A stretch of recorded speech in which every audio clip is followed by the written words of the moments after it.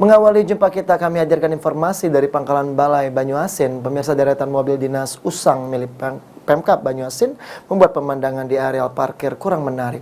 Sayangnya kendaraan yang dapat dilelang tersebut belum kunjung dilakukan lelang oleh DPKAD Kabupaten Banyuasin.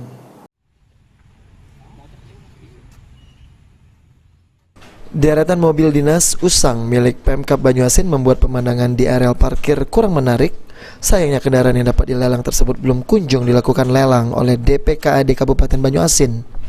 Bahkan DPKAD baru akan melakukan lelang untuk inventaris kantor. Pada tahap lelang ini, setidaknya ada 5 organisasi perangkat daerah yang aset inventaris kantor akan dilelang, yaitu Dinas Perikanan, Kesbangpol, Disduk Capil, Bapenda, dan terakhir Dinas Penanaman dan Pelayanan Terpadu Satu Pintu atau DPMPTSP.